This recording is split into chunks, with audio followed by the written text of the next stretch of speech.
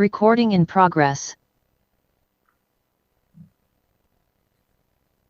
Good afternoon, everyone, and thank you for joining us for another COVID-19 media update. We have a couple of presenters today, and then we'll have a media Q&A session following that. Today, we have Director Scott Bookman, our COVID-19 incident commander, as well as Dr. Rachel Herlihy, our state epidemiologist, to give some updates here on what's going on in the state. We'll go ahead and start with Dr. Herlihy. Great, thank you so much. Good afternoon to all of you. Thank you for joining us. So I wanted to start here with this figure comparing Colorado cases to US cases overall. This is a slightly different view of our case data than I normally show, but I wanted to show you what Colorado is experiencing compared to what the US is experiencing overall, and share with you that our experience is actually pretty typical for what's happening in the US right now. So you'll see here in Colorado and in the US at the same time, we saw a really rapid increase in cases associated with the Omicron surge. And we have now started to see a rapid decline in cases here in Colorado, as well as what we're seeing overall in the US. So following very similar trends to what is happening here in Colorado as what's happening in the US. I would caution though that we do continue to see really high case rates right now. So while I think we're all feeling very optimistic about this reversal in trend that we've seen over the last week or so, keep in mind in looking at this figure that those case rates are really high, really much higher than we've seen for previous waves, and that the prevalence of Omicron in our community continues to be really high. Next slide, please. Our percent positivity data is showing a very similar trend. So you again here can see that rapid increase in our percent positivity value, followed by a decline in the last week or so. So certainly things are heading in the right direction, both with our case data and our positivity data. Next slide, please. This next figure shows you our hospitalization data. As I've talked about many times in the past, we do know that hospitalization data does lag behind case data and positivity data as far as showing the trajectory of where we might be headed with our surging cases. And so what we've seen really over the last week or so is more of a plateau in the number of hospitalizations here in Colorado. The number is down a little bit today, so it's 1,641. That's a decrease of 33 since yesterday. We've really been hanging out at this, 1,660 or 670 level for the last few days or so. So good to see this drop. I'd like to see this number continue to go down to feel confident that we're in a true downward trajectory for hospitalizations. But the timing is right based on what we've seen in other locations. We would expect that our hospitalizations would start to come down soon. So certainly good to see that today's numbers are lower. But again, I'd like to see more days of declining hospitalizations before I feel confident that we're really seeing a true decline here in Colorado. Next slide, please. All right, moving on to some of the data that we're seeing right now, comparing risk of hospitalization in individuals that have received booster doses to individuals who are vaccinated but have not received their booster dose, and then compared to those that are unvaccinated. And there's really striking differences here in the risk of hospitalization. So this is data that looks at the last 4 weeks or so. It's a 4-week moving average. This is the same data that's on our website, that we don't yet have this booster data on our website, but hope to have that there very soon. Wanted to give you a preview today of what this data is showing. And again, it's very striking where we see that really dramatic difference in risk between individuals that have received a booster dose and those that are unvaccinated. So looking at these numbers here and these age-adjusted hospitalization rates, what you see is that unvaccinated individuals have 46 times the risk of being hospitalized with COVID-19 than individuals who have received a booster dose. When looking at the risk of individuals who are vaccinated but not yet boosted compared to individuals who have received a booster dose, that's a 7 times increased risk. So again, emphasizing really the critical importance of booster doses for protecting individuals, preventing severe disease, and keeping folks out of the hospital. With that, I'll turn it over to Dr. Bookman. Thank you, Dr. Herlihy, and thanks everybody for joining today. I think we have a tale of cautious optimism here as we look at our numbers across the board. And at another one of these potential turning points in the pandemic, another moment to reflect on how all Coloradans have really come together here to get through the last wave that we have been through. And so, to our healthcare workers and our first responders on the front lines, a true debt of gratitude for all that they have done to take care of everybody in these tough times. And what we see on this graph is looking at COVID hospitalizations and comparing it on that orange line to how many available staffed hospital beds there are. And today we continue to show a bit of an upward trend in the number of available staffed beds. And so again, cautious optimism here as we begin to see cases and percent positivity coming down, potentially seeing hospitalizations stabilizing and starting to come down. We do see the number of available beds on a 7-day moving average beginning to move up. Next slide, please. So as I said, Coloradans have really stepped up to meet the challenges of this pandemic. And really just want to give everybody a quick update here on where we are with COVID-19 vaccinations across the state. Encourage people who have not gotten their first dose to go ahead and talk to a healthcare provider, talk to a trusted advisor, and let's see if we can get everybody to go get their first dose. For those who have already started their series, important to make sure that you stay up to date. And so if you're more than 5 months past your second dose of your mRNA vaccine, the Pfizer or the Moderna, you're eligible to get another dose to stay up to date. And if you've had the J&J and it's been more than 2 months, now is the time to go ahead and get an additional dose. And at this point, we are recommending getting one of the mRNA vaccines as the additional dose of that J&J. But really want to call out on this slide here too, that more than 4 million people in Colorado have been immunized with at least one dose. 79% of eligible people in Colorado have gotten at least their first dose, and more than 3.8 million people are fully immunized. This makes Colorado 13th among states for vaccinations per 100,000 of total population, and we're 14th among states in the same comparison for those who are 5 and above. So to all Coloradans who have rolled up their sleeve and joined us in this fight, thank you. For those who are eligible to get that next dose, now is the time to do it. And we really want to continue seeing our vaccination efforts keep all Coloradans safe from this virus. Next slide, please. I want to give a quick update on a very exciting new program in Colorado. There has been emerging evidence at the national level and recommendations at this point from the CDC that when possible, people upgrade from a cloth mask to a KN95 or a surgical grade mask to get a higher level of protection. And so to ensure access to these types of masks for all Coloradans, we have created a program where at rec centers, libraries, fire stations, other hubs of our communities, people will have the ability to go pick up free masks. And as of today, we have 272 locations that have opted in. We have shipped hundreds of thousands of these KN95 masks and surgical masks. And you can see on this map that these are locations where people can go. They can pick up 5 masks to get them through the month. We thank all the Coloradans for their patience as we've rolled this program out. And we're just so grateful to all of our community partners who have stepped up to be distribution points for these incredibly important masks. Next slide. All right, Brian, I'll turn it back over to you. Thank you, Director Bookman, and Dr. Herlihy will go ahead and open things up to the media Q&A portion of this afternoon's press conference. Do remember too that we have those interpretation channels available for American Sign Language and Spanish language interpretation. For this Q&A portion of today's press conference, we'll use the raise hand function located at the bottom of the Zoom console. We'll start with first questions first, please. If we have time, we can come back for second questions and follow-ups. Please state your name and your outlet before asking your question. And then anything we aren't able to get to today, email us please at media_info@state.co.us, and we'll get back to you as soon as we can with some information. In the meantime, let's go ahead and start with Sarah Flower. Go ahead, Sarah. Hi, thanks for taking the call. Sarah Flower with KDUR here. I would like to talk about this notion of people that are testing positive at home and where that data is supposed to go and what the state's prediction models are of those that are testing at home and not reporting through the state. Thank you.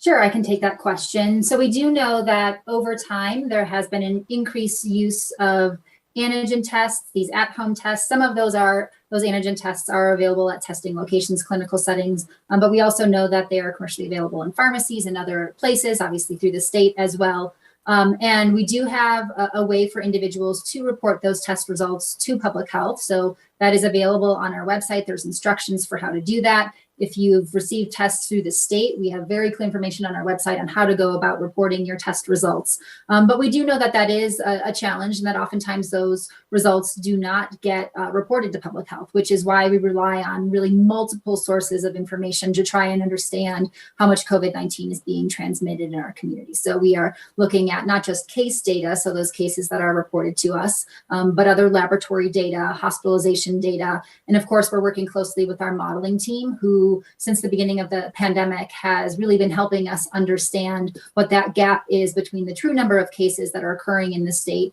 and the number of cases that are reported to public health. We do expect that probably there's less reporting happening now while case rates are so high. And so we really do rely on, again, multiple sources to have a good understanding of what's happening. All right, let's go to Meg Winggerter. Hello, this is the Denver Post. I noticed on the dashboard, it still has that gray bar of uncertainty going back to late December. But what you were showing there with the cases seemed, it looked a lot more definitive. At this point, how much certainty is there in terms of cases and thank you. Yes, so I think going back to the point I just made about looking at multiple sources of information. So we are looking at the percent positivity data. We're also looking at the number of positive test results that are being reported, which doesn't always translate one-for-one to case numbers because some individuals have multiple tests performed. So we have multiple ways of looking at data to try and estimate if the decrease we're seeing is a real decrease. And at this point, I do believe that we are seeing a true decline in cases in the state. And I think we've been seeing that decline for about a week now. So again, feeling cautiously optimistic that we have turned the corner with our Omicron surge. Obviously, there's lots of unpredictable factors associated with this pandemic, and we've seen new variants, and that's certainly always a possibility. But again, I think we're feeling cautiously optimistic with the trends that we're seeing. Okay, let's go to Seth. Hey all, Seth Klayman from the Gazette. Dr. Early, yeah, as you just said, lots of reason for optimism, but leading into the week, the Colorado chapter of the Emergency Physicians Group was raising a lot of concerns about what they're seeing. The governor said yesterday or earlier this week, he told the CPR he wasn't considering anything related to the crisis standards of care. Is the state going to be doing anything to provide relief, particularly to those ER providers who are kind of raising pretty serious alarms about what they're seeing? Is anything going to change on their front? Thanks. So Seth, I'll take that one. We have had conversations with our emergency room physicians, just like we have had ongoing conversations over the course of this entire pandemic with healthcare leaders across the state. We know that our ERs have been hit hard in the last few weeks. Just the sheer volume of COVID cases out there has resulted in a lot of people presenting to our ERs. I do want to stress to the public that it's important not to go to the emergency department for the sole purpose of being tested for COVID. Of course, if you're sick, you need to seek the appropriate emergency medical care. But there are 150 community testing sites available across the state, and those are really the place where people should be going to get their COVID tests, not the emergency room for the sole purpose of testing. But we continue to work with our healthcare system partners. Our Combined Hospital Transfer Center, in partnership with Colorado Hospital Association, continues to work to decompress hospitals that have areas of higher volume to areas of lower volume. And I think that with these really encouraging numbers here, we do have optimism about what will be seen in our emergency departments and in our hospitals in the coming days and weeks. Let's go to KDVR Digital. Hey, it's Alex Rose with Fox 31. Thanks again for hosting this press conference. I wanted to touch on the state's rollout of that KN95 and N95 mask program. It just seems like there was a lot of confusion in the general public. There are a lot of places that had to clarify, hey, we don't have masks. So I'm just wondering, what was the coordination like from a state level? Who's in charge of this program, and how well was that coordinated before it was rolled out and announced to the public? Thank you. Thanks, Alex. This has been a partnership through the statewide unified command. And we are moving as rapidly as we can to always respond to the next set of needs in the pandemic. And so, we were moving quickly.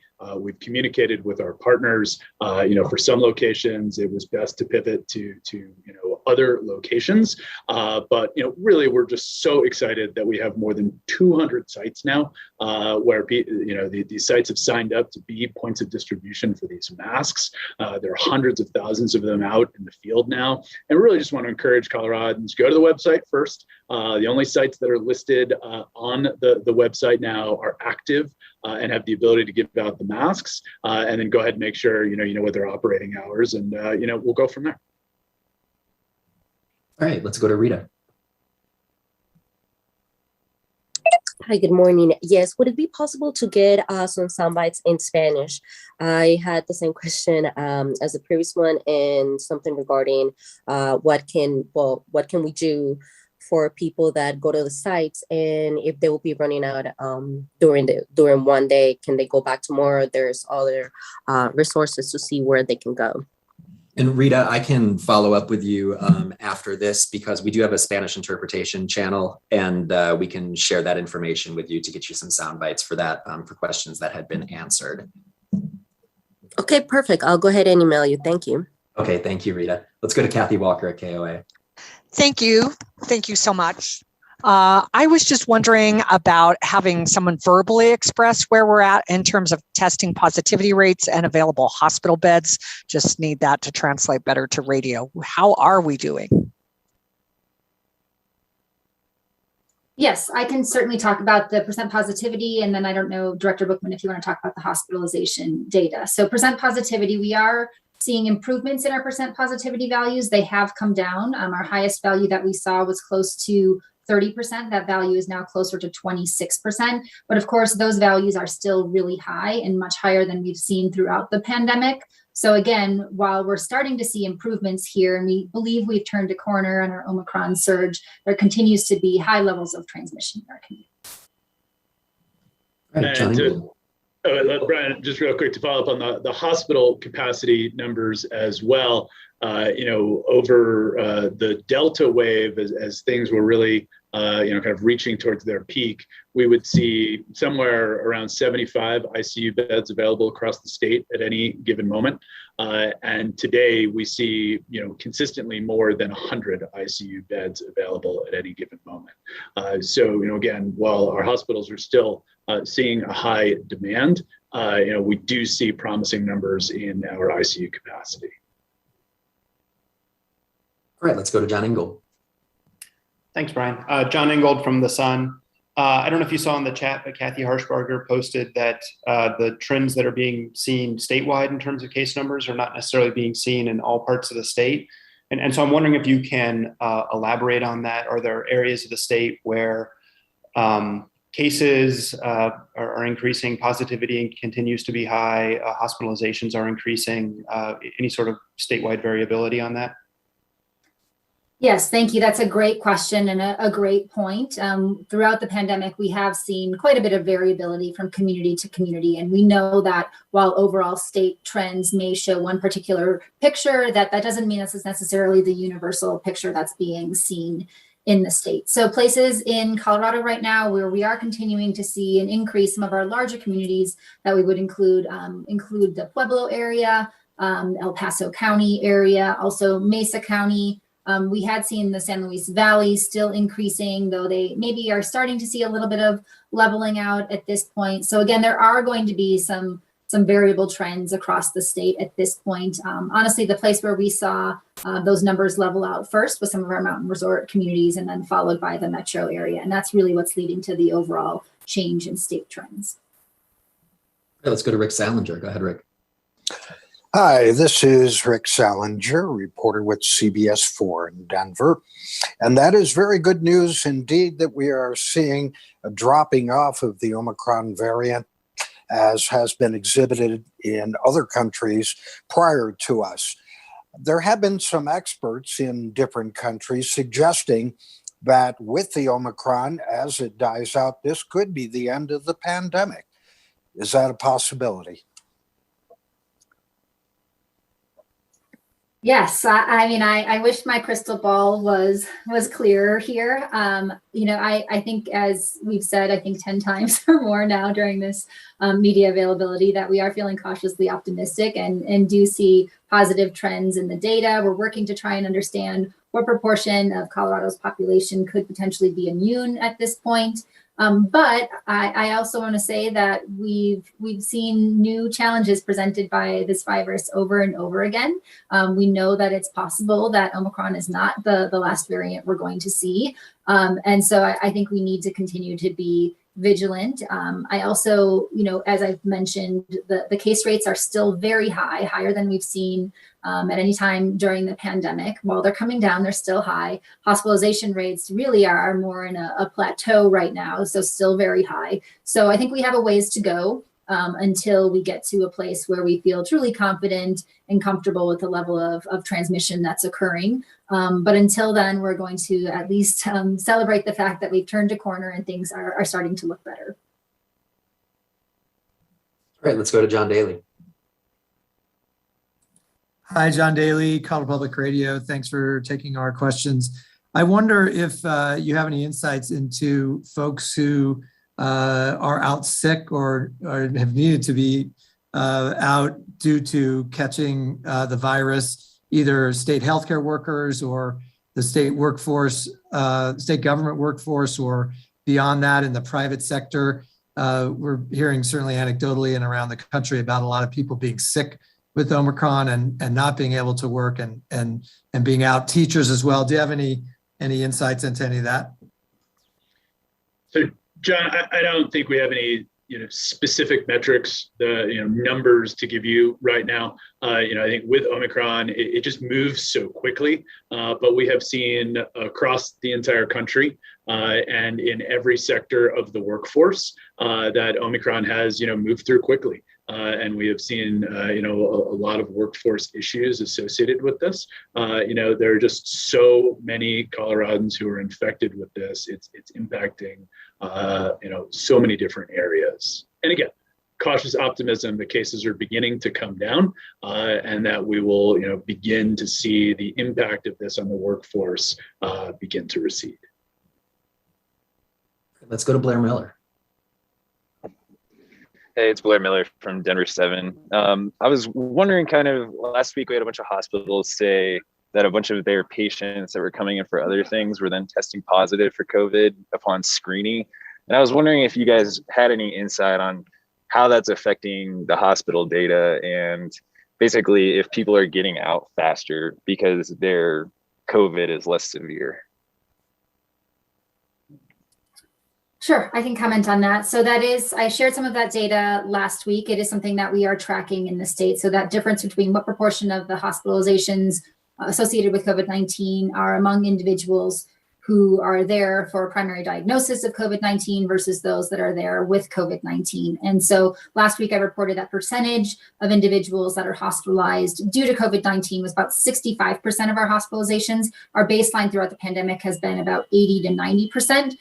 Monday's number and updating that data looks like it's a little bit below 64%. So drifting down a little bit, but not a dramatic change in the last week or so. I would say that, while we continue to see, a portion of these hospitalizations among people who are not necessarily in the hospital due to COVID-19, that those hospitalizations that are not due to COVID-19 still continue to put a significant strain on our healthcare system. Those hospitalizations may end up being longer than they may have been if an individual was not actively infected with COVID-19, it could extend their hospitalization. We also know that it's also more complex for healthcare providers to take care of patients when they're infected with COVID-19. There's PPE challenges getting in and out of patients' rooms, challenges in placing patients in long-term care facilities or other settings after the discharge from the hospital. So lots of complexities that go along with those individuals being hospitalized with COVID-19, even if they're not necessarily there due to COVID-19. Great, let's go to Michael Rummel. Hi, Michael Roma from KOA here.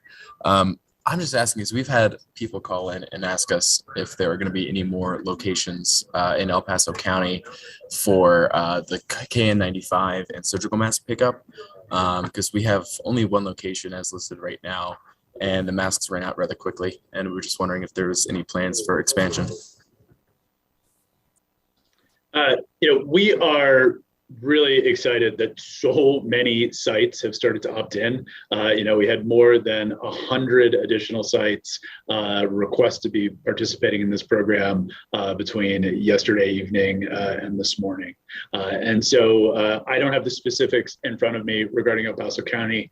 We can follow up with you on that one, but we will continue to update our website so that everybody knows exactly what sites are active and continuing to enroll. All right, let's go to Melanie. Hi, yeah, Melanie Asmar with Chalkbeat. I'm wondering if you can talk a little bit about case rates among children and if what you're seeing in schools in terms of transmission. Thank you. Yes, great question. So as we've seen with adults, we have seen a rapid rise in cases among children as well. We've also seen higher hospitalization rates among children for COVID-19 than we've seen at other times during the pandemic. So really, we're seeing those hospitalization trends follow those case trends. We know that transmission among kids can occur in multiple settings. We know that some of those transmission events occur in schools, others in extracurricular activities. Many others occur in household settings as well. So I think that there's certainly ongoing risk to our children, and really the best thing to do is for those kids that are vaccine eligible, so everyone 5 and up, is to get your kids vaccinated. And we also know that there's obviously booster doses available to our kids now as well. And so for kids that are booster eligible, getting those booster doses is really what's going to protect them most from infection, no matter what setting they're in, and then obviously from severe disease as well. All right, looks like we have time for 1 or 2 more questions. Let's go back to Meg. Hello, this is Meg from the Denver Post again. I just wanted to clarify about the hospitalization rates for people who are unvaccinated or vaccinated or boosted. So when you look just at the percentage of hospitalizations, it seems like there was a bit of a reduction in the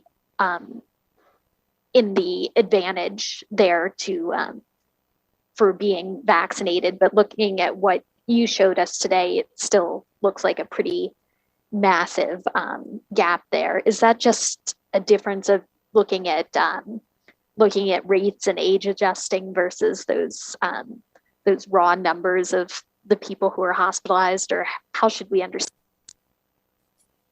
Yeah, so a couple of things. So I did mention that the way that we are analyzing the data and the way that I showed it today and the way that it's posted on our website is to make sure our estimates are stable and reliable. We use a 4-week moving average. And so because of that, part of what we're measuring right now is still some hospitalizations that may have been due to Delta. So we can potentially expect those numbers to change slightly as we get further out and we're seeing exclusively Omicron differences. So you may recall that, I don't know if it was last week or 2 weeks ago, I presented more Omicron specific data that was more of a point estimate, not using that extended 4-week methodology. And so there were some differences in the numbers there. But again, overwhelmingly, we are seeing significant differences in risk of hospitalization for those that have received booster doses versus those that are unvaccinated. All right, let's go back to Katie VR. Alex Rose again with Fox 31. Scott touched on how Colorado has one of the higher vaccination rates in the country. Obviously, we've seen a record number of cases over the past month. I'm wondering what the latest modeling data tells us about herd immunity. It's a term I haven't really heard in a long time. Is it a term we should even be considering anymore, considering how unpredictable this virus has been with breakthrough infections? Thank you. Yeah, great question. It's a question that I'm asking right now as well. A question that our modeling team is looking into is trying to understand what proportion of Colorado's population may have been infected during this Omicron wave, and then how that might translate to immunity in the short term and in the long term. I think there's lots of complexities in trying to estimate those values, but it's work that's ongoing, and we hope to have more to share soon.